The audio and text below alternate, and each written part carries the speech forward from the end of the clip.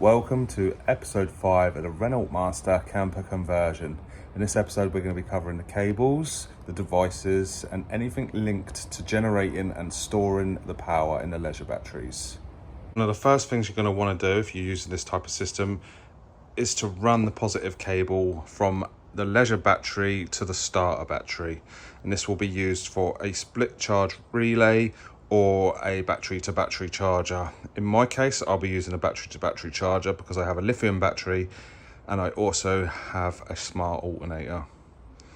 So I couldn't get into this cavity there because there's a cavity within that cavity and I just couldn't get in there to drill it. So I took it a little bit further up into the sill. I've drilled down there into the cavity for the runner and I'm going to run it across the top of the runner because there's a small cavity above that. And then I had a little bit of trouble getting through here, being careful of the fuel filler pipe. I tried one time, I couldn't get through, so I went a little bit lower. There was a casing underneath, which I've removed because I needed to remove it to do the work. I'm also going to treat that and respray it because it has some rust patches.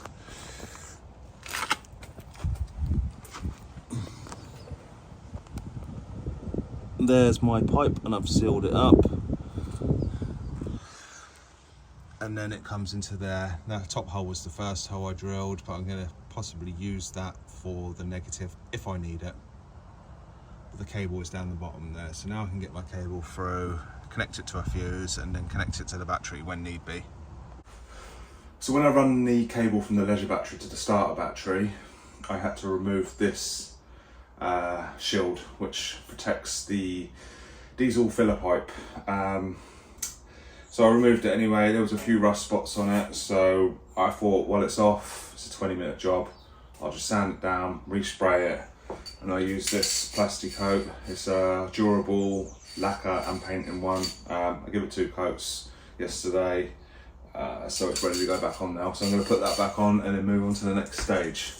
So it's worth doing for the time it takes. So the second step of the wiring is going to be making a backboard. Now I was lucky and I already had these panels on the wall, so I cut them to where it needed to be. I'm about to fit some posts on the wall for my bed frame because the backboard will go in between the posts. So you're getting to the point now we're going to have to overlap some jobs because you need certain bits done to complete another job. So here's my backboard. This is my entry hole for my solar. My solar isolator will go here.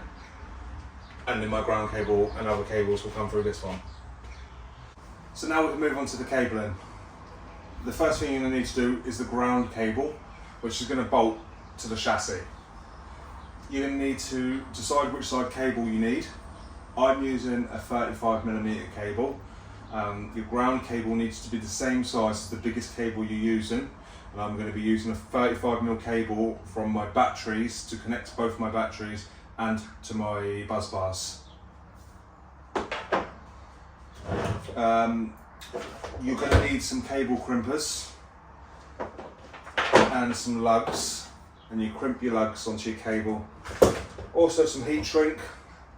We'll heat shrink across that and make a proper job of it. And obviously a heat gun to heat shrink. You can use a lighter, but I have a heat gun so I'm going to do it with that. And then there's already a tab here for me, so I don't need to drill anything. I'm just going to grind the paint off of it so I'll get a good connection. I'm going to connect that up. I'm going to have to find myself a bolt first. It's M8, these are M8 lugs because my bus bar is M8, that's my negative bus bar. So yeah, I'm going to find a bolt now, grind that off, bolt my ground on, and then I can fit my backboard. Then we can start fitting all the devices, wire everything up, and then finally we'll be able to connect our solar to our system and actually start charging it. So just to show you what I was talking about, there is my ground cable with the heat shrink on it, bolted to the chassis, which I've grinded down so we get a good connection. So now my backboard's fitted, I can move on with the connections and the devices. First thing to do would be position your battery.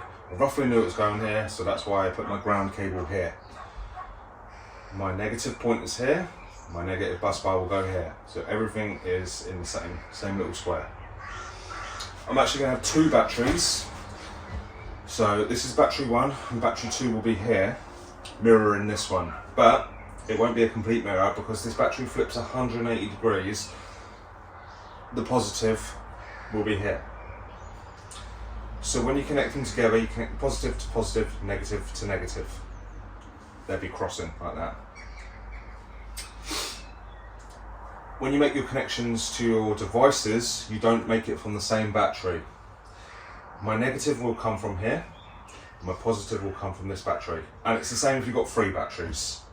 You connect at one end of the system and the other end of the system. So it'll be negative at this end, in my case, and positive at this end.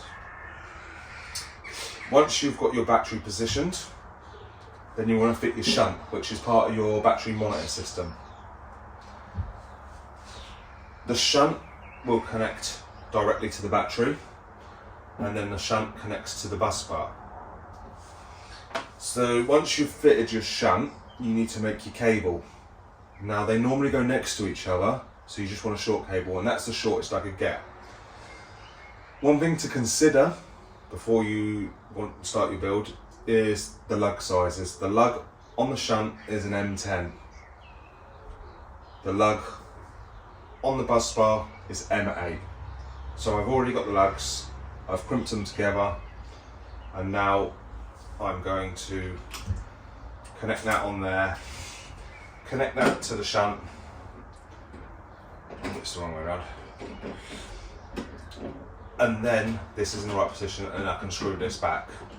There's a little bit of difference in the height here, so I'm going to connect my ground underneath this cable with another bolt, and that will bring the levels right. And then the bolt will go over the top of this, bolting them all together. So now I've got everything set up. I'm going to put the heat shrink on there, and then I'm going to do what I just explained, and then we can move on to the next step of the job.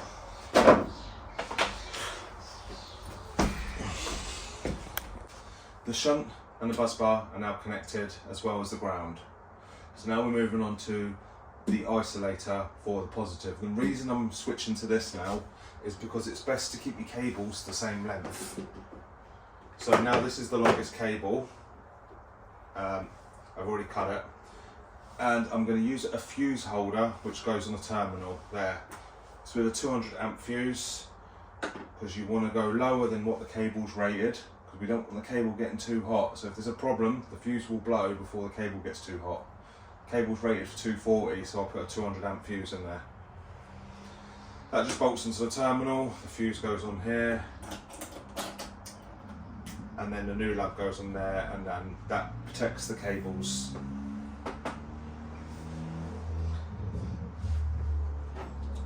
The next job will be to put a cable here to a small fuse box,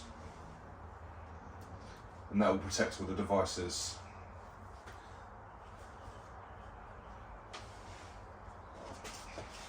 The best way to cut the cable to strip the insulation off, it's not the best way, you can get tools to do it, but I don't have every tool. Just run a Stanley blade round it, but don't cut too deep because you don't want to cut the copper. So once you've cut it, you can bend it. It should split. If it doesn't split, you can just push the knife in. Don't slice the knife, just push it in.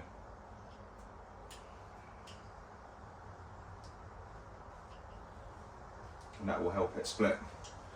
By pushing it in, if it does touch the copper, it won't cut it, unless you push real hard, but you don't need to push that hard. And then just bend it, and it splits. And then you can just pull it off. There we go, it's a perfect cut. There's no sliced cables. And that's ready to fit the lug on now. To the battery terminal, it's an M8. But to the isolator, it's M10. That's already done. So next I'll connect the terminals, connect the fuse holder, and connect the cable here so I can mount the Midi fuse box.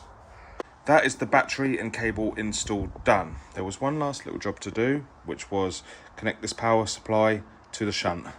That powers the shunt, and it also powers the monitor. The final step in this video is going to be connecting our battery monitor. But before I do that, I'm just going to mention one thing. In the beginning of the video, I put in a positive cable from the starter battery to the leisure battery. I'm not going to be fitting any devices to cover that. Reason being is because I'm on a bit of a tight schedule to get this camper ready to use by the end of the month, which is about 25 days. And I'm also tight on money. You know, I'm trying to build a whole camper in 1 month, pretty much, because I had a few issues. I had an operation, which is appendicitis. I had my appendix out. That was about 3 weeks ago. And about 5 weeks ago, just after I bought the van, my soil pipes in my garden backed up. I'm actually a plumber as well as my other trades. I went to college for quite a few years and learned a lot of skills.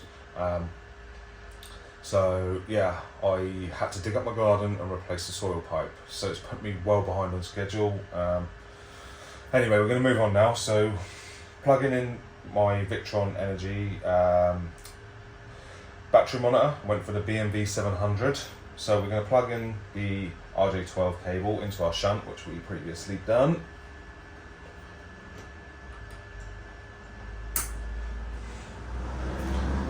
Now the display lights up, so we're just going to press setup, and then you're going to scroll up and down on the plus and minus to select your battery amp hours. So at the moment I've just got one 200 amp hour, so I'll select, and then set up, and then that's it. Now our battery monitor is working. I'm not actually fitting this yet because I haven't got any walls up yet, but I just wanted to fit it for the video, and I can also monitor my battery now. So that's that done, and then you can just go through the settings and see how much it's charged and anything else you need to see. Thanks for watching the video, and if you found it helpful, please like the video and subscribe to my channel, and I'll bring out more videos on covering more parts of this build.